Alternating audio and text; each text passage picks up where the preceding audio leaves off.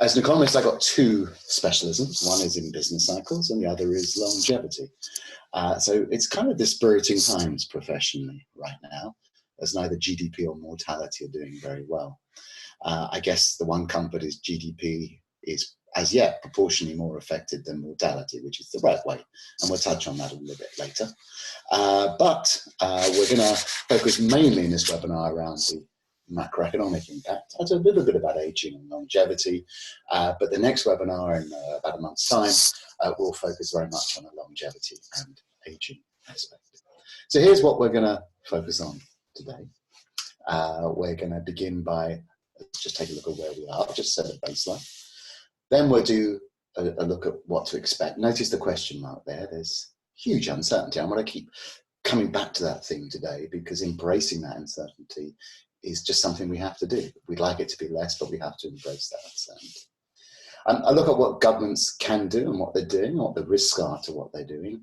Then I'll spend some time looking at what I think firms should be doing, how they should be responding to the crisis. And then I'll be looking at long-term conjectures. I think there's a sort of a deep human need in the midst of this extraordinary times to feel that somehow this must change everything going forward. And I think there will be some major changes. So I'll join in that debate and try and have some thoughts. There's too many people to enable the chat function here. Hopefully we'll have some time at the end for Q&A, but I'd love it if people just started to post questions as we go along. That will give me a chance to fold some of my answers into the presentation and then also give me time later to respond. So before I begin though, I'm keen to hear about you and how you've been affected by this crisis.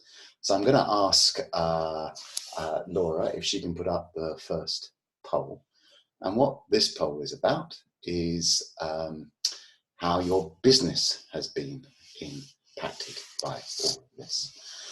So I'm interested in this because what I'm expecting to see is a very wide variation of responses because we're obviously going to see a very different impact in different sectors. And of course, the impact on GDP is going to be an amalgam of all of these. The other thing that I'm finding more and more is that some people are busier than usual. I think the interesting feature on that one is the extent to which that is about things like, say, health sector, where you're busier than normal, or actually people being busy but not particularly productive. But there you'll see the results. And that's a really quite striking, almost a uniform distribution across the board. So heterogeneity in how we're being affected is really important. So let's go back to where we are. Of course, what we know is we're in the midst of a 1 in 50, 1 in 100 year pandemic. The last time we saw something like this was probably the Great Influenza Pandemic, 1918 to 1920. Of course, there's a big question about whether that means this really is a 1 in 50, 1 in 100 year pandemic. Is this a sign that we're going to see even more pandemics going forward? But for now, most of us have never experienced this before. And we're unprepared. Despite the fact that everyone was saying that we should prepare for a pandemic, we are by and large unprepared. And we're also in psychologically very, very difficult terrain because when a trip to the shops makes you wonder about your mortality, when you're worrying about business issues, about whether you're going to survive, and also, you know, who in your family may not, that's a terrible pressure. And we're doing it all in a state of ignorance and uncertainty. This is a new virus. We don't know how it spreads. We don't know its R. There's so many features we don't know about it. And again, coming to terms with that ignorance and uncertainty has to be part of our context that we have to accept. I'm always trying to find the silver lining in problems. And one is, at least I think now, at least we know the true meaning of the word disruption. In business schools, we always talk about technology disrupting us and these things, but this is real disruption. So where are we? Well, the headline is, I'm afraid, not a cheery one. A sharp and deep recession is inevitable. And in fact, the papers the last few days with the IMF have been confirming that. This, I want to sort of stress, is almost an arithmetic point. And I want to, again, build on this point because this is a different recession from what we've seen before. But let's just say 20% of the economy shuts down for 2 months. and then it completely recovers. The bounce back is immediate. So we'll come back to whether that's plausible later. Well, a 20% decline for 1/6 of the year, 20% roughly divided by 6, gives you just over a 3% fall in GDP. So there's your annual recession straight away, just from 2 months. And of course, if it's 4 months, not 2 months, then it's a bigger number. It's 1/3 of the year. So you're getting close to 7% in that case, 20 divided by 3, a third of the year. So of course, you can see from here, it's very easy to get very big numbers. And notice these calculations assume an immediate bounce back. If the bounce back takes, 1 quarter or 2 quarters in a staggered way, then again, you're going to get bigger declines. So the question, of course, here is how much of the economy is shut down completely, how long will the shutdown last for, and what is the shape of the recovery? In terms of that first question, these are OECD estimates of how much of the economy is being impacted across the world by shutdowns. And you can see that 20% number of the previous slide is a plausible one, if perhaps a little bit low. You can see across different countries, the impact is different. Greece, very big tourist sector.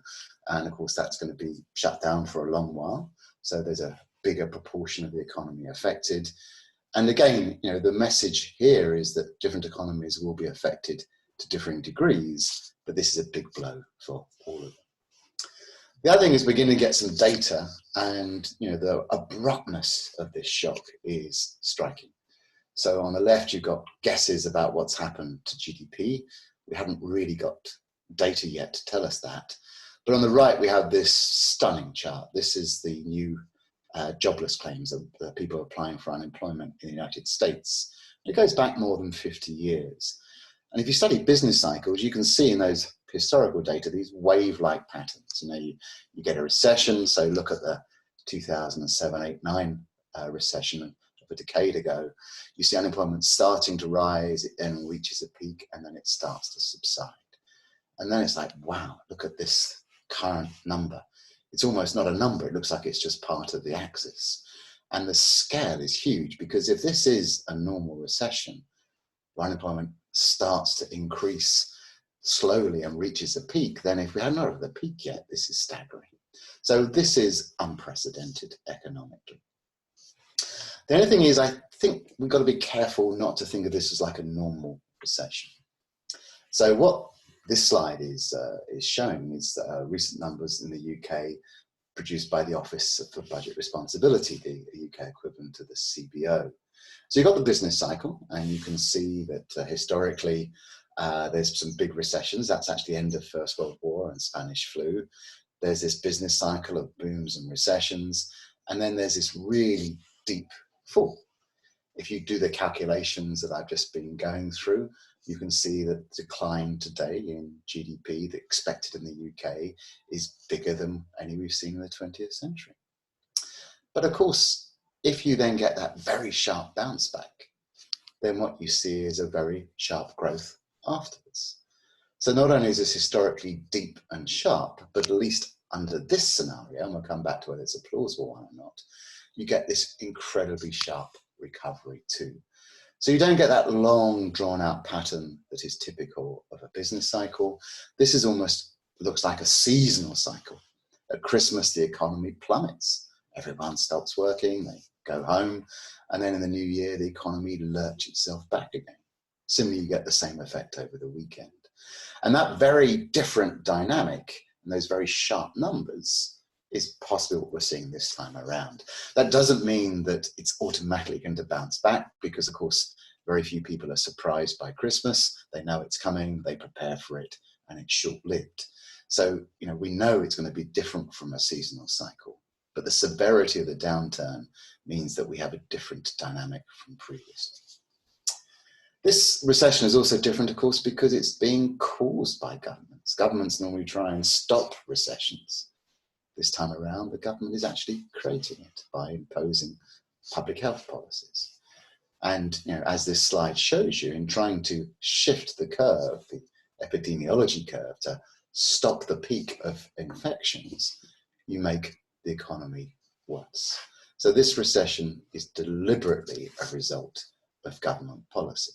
Now, again, that's important because the hope then is that by reversing those policies, you'll get a recovery. If the government is the cause of this, the same reversal of the same policy can lead to a recovery. And that's different from a normal business cycle recession. Governments don't try and trigger the crisis, they try and trigger a recovery. So again, there should be a different business cycle dynamic this time. But all those differences, I'm not trying to persuade you that are reassuring. If anything, it actually makes it more difficult as an economist because this is not a usual recession. In economics, we argue a lot about whether recessions are caused by a supply shock like higher oil prices or a demand shock, collapse in asset markets. But we've got both of those things at work here. We've got GDP falling because people aren't at work. And that's not just, of course, about the lockdown. Even if lockdowns end, there will be people who will be ill. Some people still kept back, or people not wanting to go to work for fear of getting ill. And that reduces what can be produced. The other thing, of course, is people aren't spending, or at least they're not spending in the same way because they're locked at home. And airlines, restaurants, tourism, of course, are seeing the brunt of that. So it's very unusual to get these really sudden, big demand and supply shocks. There was the Great Depression in the 1929-32 period. We talk about the Great Recession of 2007-9. I think this is like a great cessation, some people are calling it. It's a sudden stop. The IMF are calling it the Great Lockdown, but there is this different dynamic, and that makes it very different going forward. Now, what to expect going forward? Well, I want to try and say we don't know and be really, really suspicious of forecasts at these times. Economic forecasting is a tough gig at the very, very best of times, and this is not the best of times. And I would be very wary of pinning your hopes on any particular forecast. There's just way too much uncertainty. Economic forecasting, the best metaphor I think is that it's like a fridge light that only comes on when the door is shut. It works when you're not interested in it, but when you are interested in it, it fails. And in general, when times are stable and there's momentum, economic forecasting is quite good. At these points, when there are sharp turning points, economic forecasting is at its very weakest. And that's sort of doubled in this circumstance, because I've tried to show you by the data, this is not a normal recession. We're used to normal recessions. We've got lots of data, so we can at least try and forecast on average a recession lasts this long. But we haven't got much data on something like this. So I will try and look at what history tells us, but we don't have many observations. So it's hard to make data-based forecasts in that regard. The other thing I think to be wary of here is the Dunning-Kruger effect. The Dunning-Kruger effect says that there isn't a simple correlation between the confidence with which people say things and how much knowledge they have. And one of the challenges about this, and maybe lots of people are claiming that this isn't what's going to happen to the pandemic, this is what's going to happen to the economy. But if you listen to the people who really are experts, they're trying very hard not to make forecasts. And we want to reduce uncertainty, we latch on to forecasts, but really don't rely upon them. It's about scenarios we need to focus on right now. And I think, again, with the economic forecasting, one of the problems is, as economists, we all have to start looking at epidemiology and trying to learn about it. And it's interesting, if you think about systems, there's a lot of commonality in economics and epidemiology. But economists are not epidemiologists, and so without a reliable epidemiology forecast, you can't get a good economic forecast. So what I'm going to do is say a little bit, what does history tell us? And then I'll try and think through some of the different scenarios. So what does history tell us? Well, everyone's going back to the great influenza pandemic of 1918 and 1920. There's a great paper by Barrow and co-authors that looks at 43 different countries in the aftermath of the Spanish flu. Now, what's difficult here is you've got to disentangle the impact at the end of a major war with the impact of Spanish flu. So it's a tricky academic exercise, but what they suggest is that economic growth, GDP, is affected by 6% as a consequence of the pandemic, and consumption falls by 8%. These are big effects. This is a very interesting study. It looks at, I think, 7 pandemics. It looks at 2 or 3 countries during the Spanish flu. It looks at Hong Kong during the SARS crisis, and then a number of African countries around Ebola. And T=0 is when the pandemic strikes, and the single solid line is the average path of GDP before the pandemic and after the pandemic. And then the blue shaded region is the range of outcomes across all cases. So if we look at the average across all those countries, what do we see? We see a very sharp fall of GDP of the magnitude of 10–12% that we've been talking about. We then see a recovery, but we don't get back to the pre-pandemic level of GDP until about 3 years. So we have a 1-year deep recession, we get a recovery, and after 3 years, on average, we're back to where we were before. Number of things to note here. The first is there's a massive range of uncertainty. In the case of Hong Kong and SARS, actually GDP at the end of the year finished above where it began because China was doing so well. In the case of the worst outcomes, it's the African countries who have got limited public finance capacity to withstand a crisis and then to recover. So you really do see this huge range of outcomes. The other thing that's interesting is not just when the economy recovers to its pre-GDP level, but what is the long-run trend to which it recovers to? And at least on this evidence, the suggestion is that the trend is the same, but again, there's huge variation in that. Now, the Queen has got this tremendous record of getting involved in economic events. She brilliantly asked the LSE professors after the 2007-9 crisis, why didn't we see it coming? And recently she gave a broadcast in the UK where she said, we'll meet again, referring to a very famous Second World War song. And this ability to sort of just make a big comment in a few texts suggests that she really should have her own Twitter account. She's fantastic. And she's right, we will meet again. The economy will recover. Those of you who know the Vera Lynn song will also know that the song continues, we'll meet again, don't know where, don't know when. And unfortunately, although the Queen was right to say we will meet again, she didn't really focus on the where and the when. And they are, of course, the huge issues. And we don't know where. Different sectors and different countries are going to come back at very different speeds. And I'm talking here about the macroeconomy, GDP as a whole. But of course, if you're running in a firm or in a job that just disappears in this crisis, the fact another restaurant comes back and so GDP recovers, but it's not your restaurant and not your job, doesn't help cushion the blow. So we don't know where. And of course, the key question is when. How long will it take for this recovery to happen? And again, I keep stressing this, this challenge we've got about uncertainty. This is a big shock for the economy that we haven't seen before. So there's lots of uncertainty around it. And then, of course, any economic forecast hinges upon what happens with the pandemic. And again, this is a new pandemic that we haven't seen before.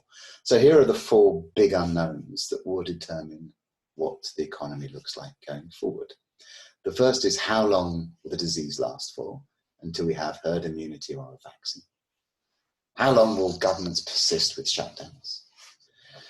How big will the knock-on effects be from this crisis? So that's, we know that we're seeing this huge rise in unemployment. We know we're going to see a rise in corporate insolvencies.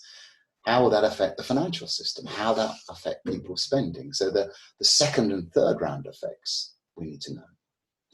And then, of course, what governments are trying to do at the moment is not stimulate the economy because they're trying to close it down.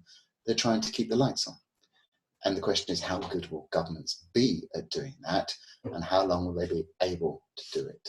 So you can see that there's so much uncertainty around each of these 4 things that just, saying here's a forecast is, I think, really counterproductive.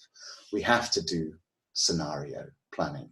And I'm very impressed by the epidemiologists who don't ever seem to give forecasts. And I hope that my economic profession will do the same and resist the temptation of giving too simple-minded forecasts. This is about preparing for scenarios.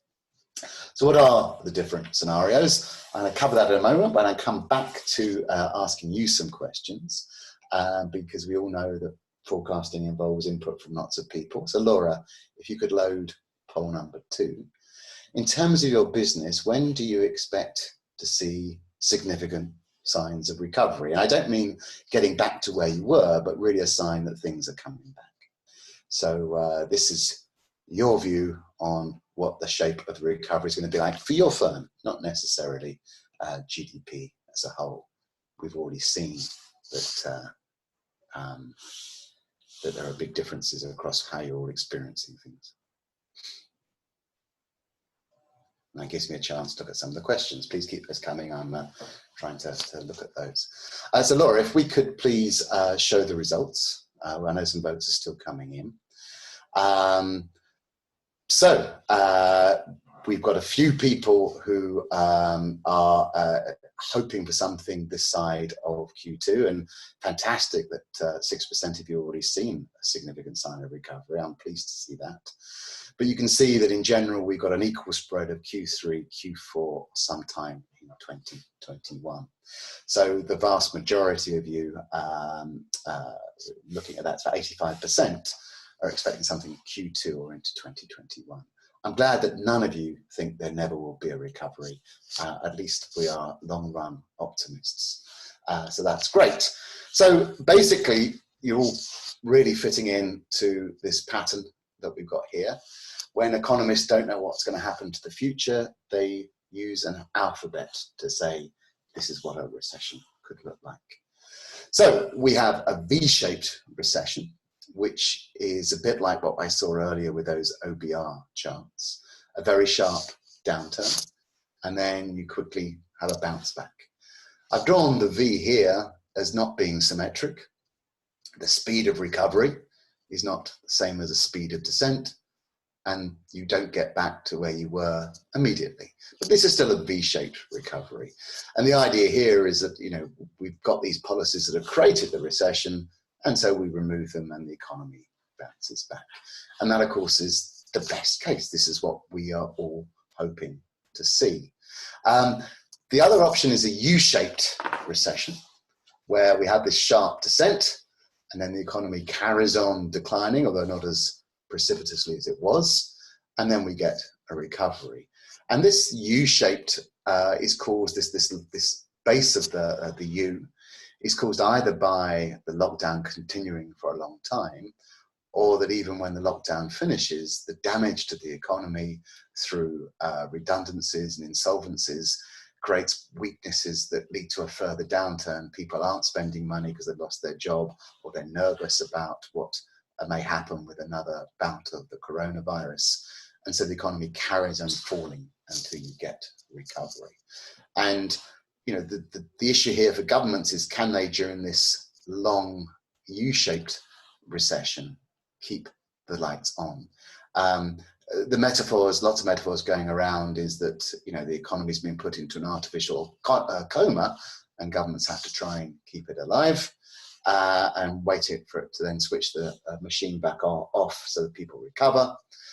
The other one is that it's a bit like the economy having chemo, and you're trying to minimize the damage that will occur during that process. There's also a W-shaped recession, where you remove lockdown, people recover, but then of course you get another bout of the virus and another lockdown. That's beyond my ability to forecast. That all depends upon what happens with epidemiology. And then there's the L-shaped forecast, which none of you seem to believe in, because you all think recovery will happen at some point, which is just, we just flatline. We just lose stuff that never comes back again. A few things to note about all of this. All of them look like an I recession at the beginning. It's just a drop. And all the bad numbers you will be seeing with a lag will all show this sharp downturn, all of them. The other thing is kind of whether it's a V, a U, an L, or a W depend entirely on the time frame you're looking at. If we go back to the diagram, they're sort of typical economic charts. There's no numbers and no dates. They're like a map of the London Underground, where you know, you kind of know how everything's linked together, but you don't know how long it takes to join the points.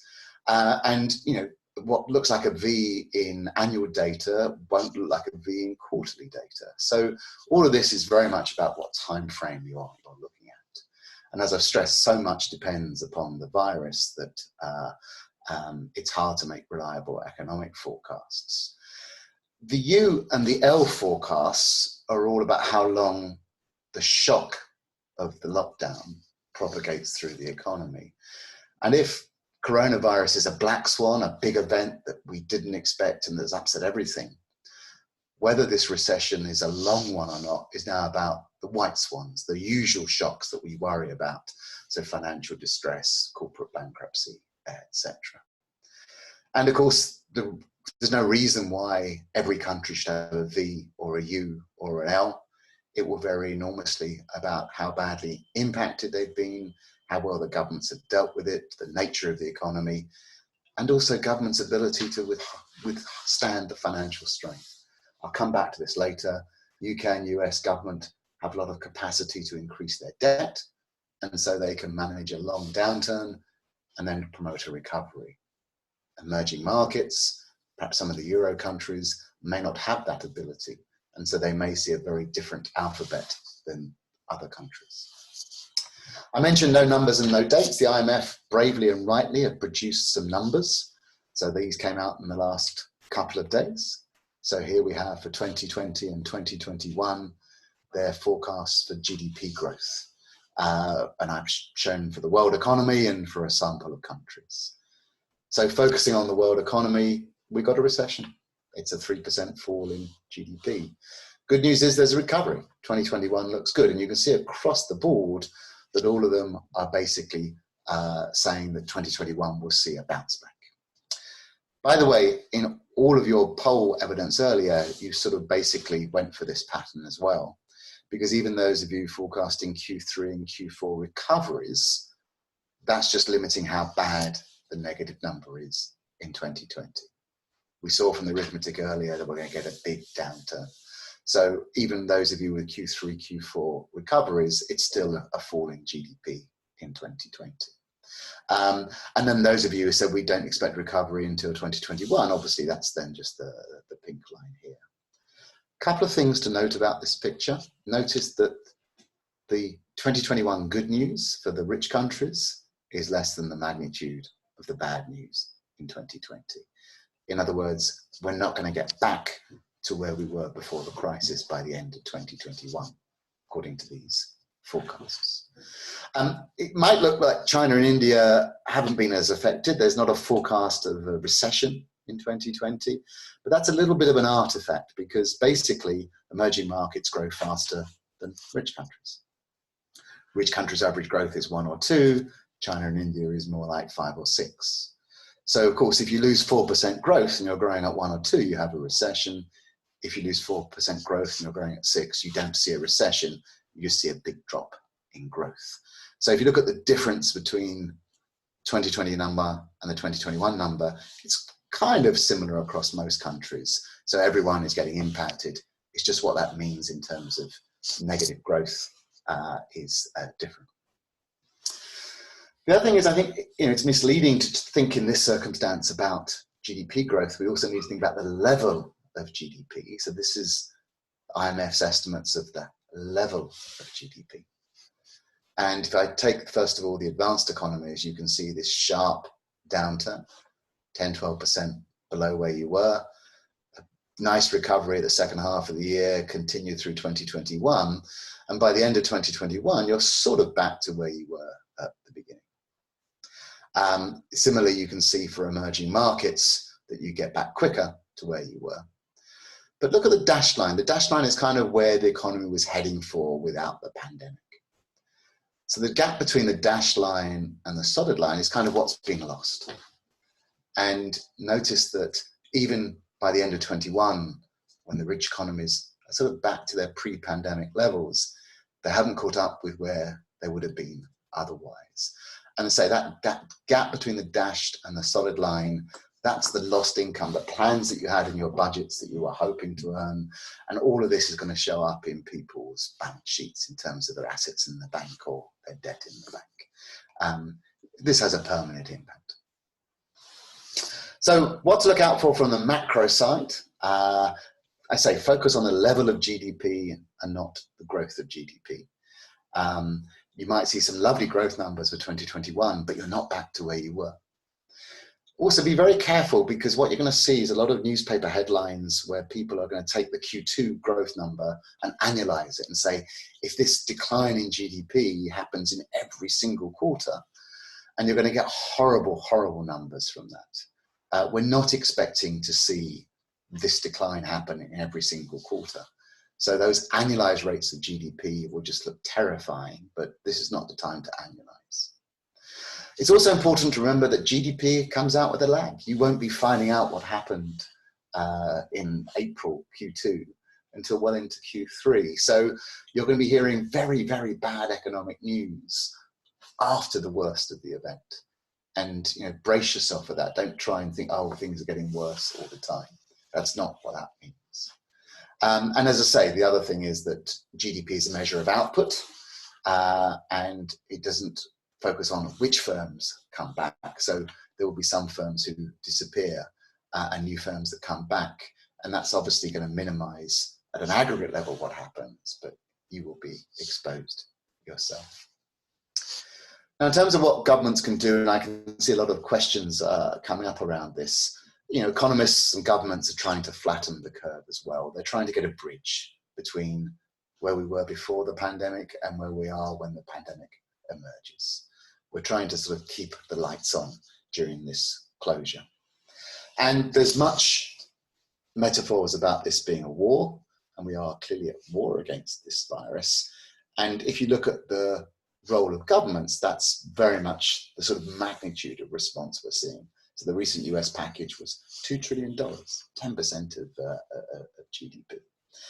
I think the war metaphor is a useful one. It shows us what to expect in terms of public finances. And I think it's also important to recognize that fiscal policy is the way the government needs to respond. The financial crisis of 2007-09, there was a lead role for monetary policy in responding to a financial crisis. This is about a fiscal crisis. This is providing funds for people, not liquidity. Of course, the central bank is providing liquidity because this has huge implications for the banking system, but that is not the center of the storm. The center of the storm is in the real economy and providing the fiscal support for that. But there's also really big differences from wartime, and I think that's important for thinking about some of the inflationary issues. During war, government takes over the means of production. It becomes the employer of last resort. That isn't what is happening here. The government is becoming the insurer of last resort. And yes, some firms are starting to produce sanitizers and ventilators, but it's not taking over the means of production. And after a war, there is an inflationary risk because the economy producing consumer goods is very small, but the economy producing government goods is very big. And when the war finishes, the demand is for consumer goods, and so you see inflation. But we're not going to see that same shock when the pandemic finishes, because hopefully at least most of the economy will still be there. And I find it very hard to see a world where demand surges back so quickly and overwhelms supply. It looks to me that actually when we do see a recovery, we'll likely see demand be quite weak because people have lost their jobs, they've been nervous about further lockdowns. And so I think supply will still be greater than demand in general.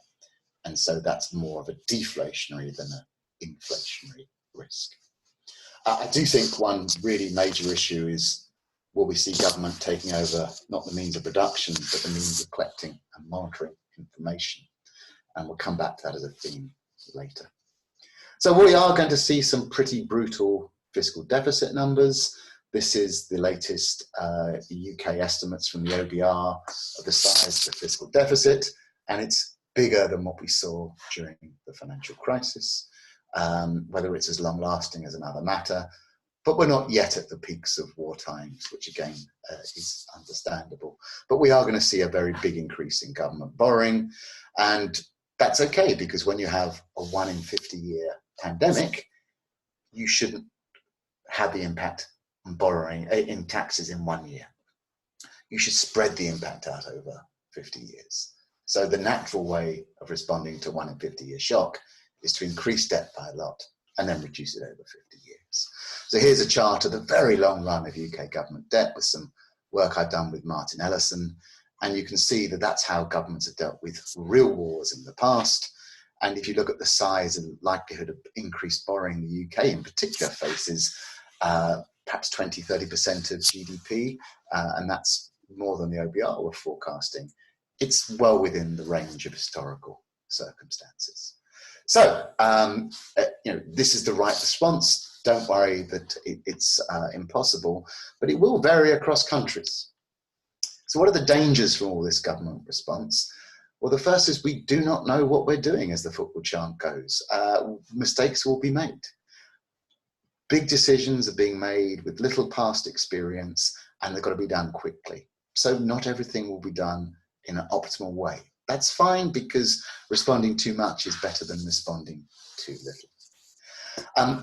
There is a challenge. I talked about the UK and the US being able to run large deficits. They haven't got a history of default. They issue debt in their own currency, and there should be demand for those currencies. So they can run large deficits for a long period of time, but many emerging market countries won't. We're already seeing money flying out from low-income countries, and I think that's where we really have to worry about the impact of this. It's also a very badly timed hit for the euro system. The member states of the euro cannot print their own currency, they have to print euros. So that limits their ability to finance these deficits until they come to a common agreement around that. And that's going to require a big shift. The 2007-9 financial crisis was a big challenge for the euro, but at least in a common currency, and you have a common central bank. But what we're seeing here is Italy and Spain be most impacted by coronavirus. And they were the countries that you'd least want to be impacted given their existing debt and financial systems. And of course, if this is about a fiscal policy, then the euro area does not have a common fiscal policy. The hope is they will do what they did during the 2007-9 crisis through a series of ad hoc developments, make sure that the economy responds. But this is a very big hit at the euro system, precisely in its weakest area.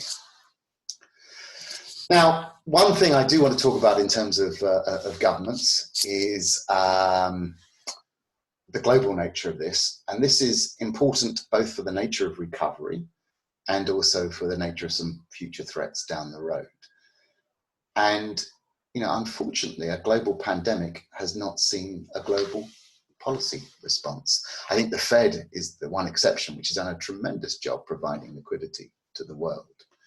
Now, there's a short and long run issues to deal with here, but if the pandemic is not treated in every country around the world, then clearly you haven't got a global solution to this problem. And so each national economy will be vulnerable to immigrations and flows of people from low-income countries where the pandemic may be raging very seriously. And of course, low-income countries tend to have more dense populations, more existing health conditions.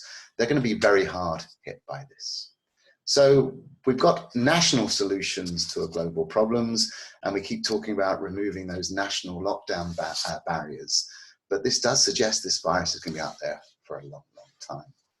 And of course, that's also going to lead to some serious challenges as each national government does or doesn't change its national policies. You can see that there will be disagreement between them and arguments.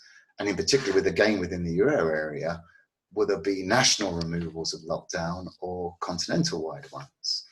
And will there be barriers to movement of people between countries because of that? That's going to create a lot of distrust and political arguments. So this is going to kind of get messy when we start to come out from this lockdown. In a way, policy so far has had the easy bit, just lock down. Deciding how to come out of lockdown is going to be much more complicated. And many people argue that, for instance, this crisis shows that we need to prepare for global problems that we're not prepared for, like the environment. And whilst logically I can't disagree with that, I think the lack of a global response in the face of the pandemic does make me rather worried about what's going to happen globally in terms of dealing with environmental change. Just a brief bit on health. There is this seeming trade-off between the economy and health. What I want to try and stress is that if you look at the literature in economics that values improvements in health, then actually you should expect us to take a huge hit to the economy, given the number of lives we're talking about saving. So in the United States, when the government looks at safety measures around transport and the environment, it puts a value on what's called a statistical life, which is very different from one individual, of $10 million. So if you're talking about saving 1 million lives or 2 million lives in the US through lockdown, you can see we're talking about a value to society that is enormous compared to GDP. Greenstone and Nygan from University of Chicago have looked at social distancing in the United States and conclude that it saves $8 trillion in terms of social value because of the lives you save. When the US GDP is $20 trillion, that says you should accept a very big fall in the economy if you can save that many lives. So, this is to say that the trade-off is kind of worth it from a social point of view. But do note how much of the gains accrues to older generations. And I think that's the real challenge we've got here. The economic cost will be disproportionately felt by the young, but some of the benefits are accruing to the old. I'll come back to that theme in a later webinar, because I think what that misses is that the young aren't always young and eventually become old. And of course, these are all part of the same households and the same families. So we can exaggerate that conflict, but clearly we need to think very intergenerationally in how we deal with the economic fallout from this crisis. What I'd like to try and do now is do another poll. And so, Laura, if we can load that up. This one, I want us to see what you're doing business-wise. So many of you are busy. I'm curious to know whether you're busy in a productive way or not. But I'd like to see what are the main activities that you're trying to work on at the moment. This will be very helpful when I start thinking through what firms should be doing. And the few people are asking about the slides. Yes, all the slides will be made available. There's some questions about the impact on Brexit from all of this.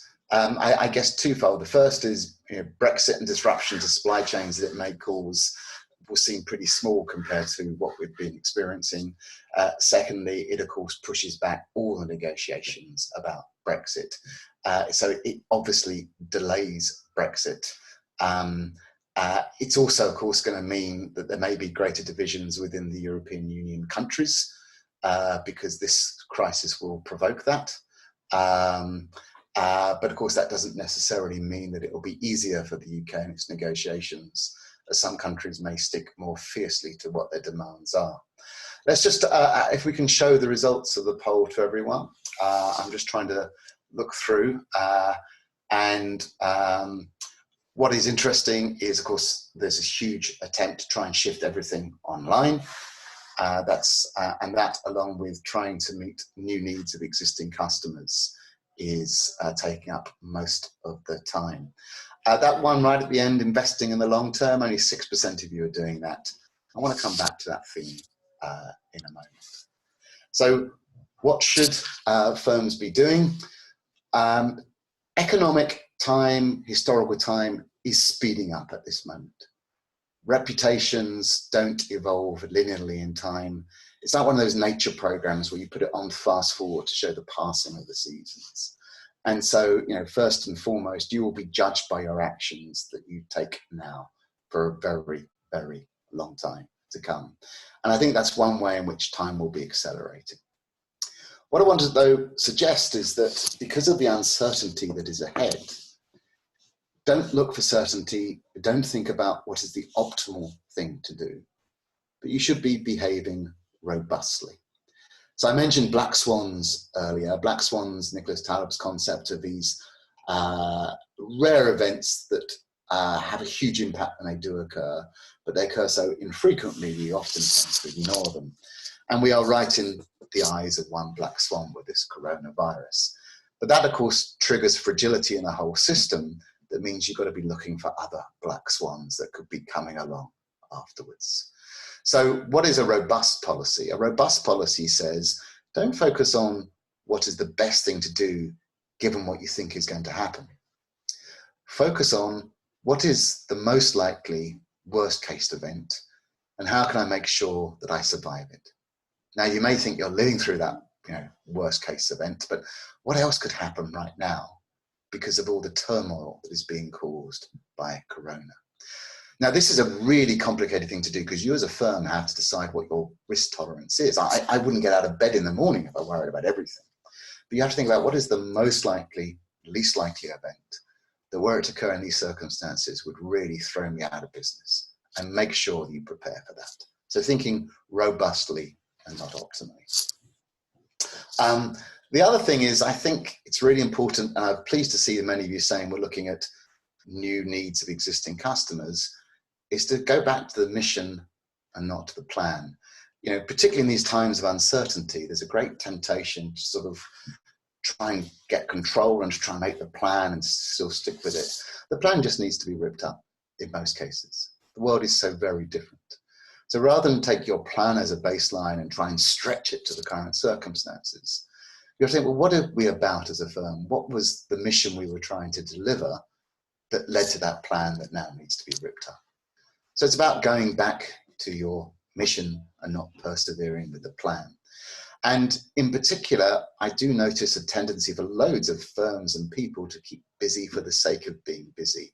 I kind of get that psychologically, but farmers don't sow seeds in winter. So it's important to find other things to try and do with your time. And that's where I want to try and focus on this pit stop notion of a recession. So what is a pit stop? In a Formula One racing, the winner of every race spends some time not moving. They just pull into the lane and they change the tires, change the fuel, re-optimize the engine, so they can go back out and be faster than ever. And this is a reluctant pit stop. You haven't chosen it, but this is a time to do that. And in particular, when times are busy, the opportunity cost of preparing for the long term is very high. You lose revenue. But when there isn't revenue, this is the time to reorientate the resources you've got, if you can afford them, and say, okay, prepare for the long term. Firms come out of a recession more productive. If this is a transformative force, what are you doing now that prepares you for that transformed world?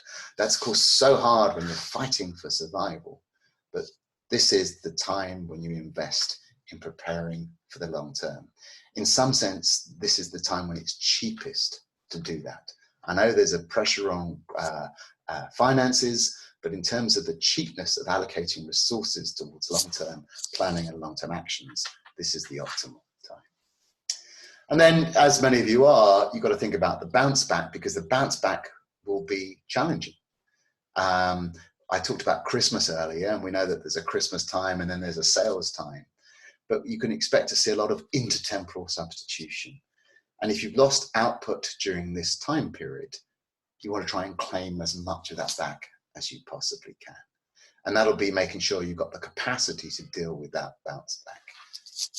I postponed my wedding, and I imagine many other people have had to do the same thing as well. But those weddings will still happen on top perhaps of all the other weddings that people want to arrange. How do firms prepare that capacity and make sure you can be flexible enough to do that? In particular, the seasonal cycle may well be very, very different. The August shutdown that normally happens in Europe may not happen this time around. So don't think that when things get back to normal, they will be normal. There will be a lot of abnormality around, and you need to make sure you can cope with that in terms of capacity. Now, I'm going to try and do a little bit about long-term stuff, and then I'll try and pick up on some of the questions. I've been trying to thread them in as well. I'm really nervous of everyone saying this changes everything, and guess what? It changes things exactly in the way that I've always been talking about. I think you have to be very, very careful about that. It's also, I think, very early during this episode to know how it's going to play out. So It does seem at one level this should boost the role of governments, because clearly we've needed governments like never before during this crisis. But it's going to depend upon how governments deal with the crisis. If we find in a year or two's time that the government was disastrous, that may not promote a belief that governments can solve all problems. So it's still very early to call some of these things. And then, what's interesting about the great influenza epidemic, and it may be that's happened because it occurred during a war, is it left pretty small cultural legacy in terms of history, books, art, and culture. So for all the intensity of the experience, we can't know for sure that this will change everything. My own feeling is that what this will do is just accelerate existing trends. And of course, in terms of things like education going online, that's pretty obvious, but also in terms of dealing with the precariousness of work, for instance, that we worry about with technology. How to ensure that we have a healthy economy in the face of an aging society is something that's going to get ever more important. And of course, it's the heart of the trade-off between the economy and health right now. And many people argue that, Brexit and Trump were a political response to the global financial crisis. But that took quite a long while to manifest itself, if that's true. This time around, I think it's going to be much, much quicker. The global financial crisis worked its way through the financial system. This has hit the high street incredibly quickly. So lots of things will change. I am noticing a change in narrative. I think this is already happening. But I think two things I'm hoping will happen. One is that civil society is incredibly important. And I think during this process is rediscovering its power and importance. The local communities that are pulling together to help one another, the volunteering in the health system that's spiked up. And we need civil society to know its voice and to recognize its power if we're going to deal properly with things like technology in the future. And I think that's been missing around globalization, etc. So I'm hoping we'll see a stronger civil society emerge from this, one that recognizes its importance in the social debate, which has been pushed to the background.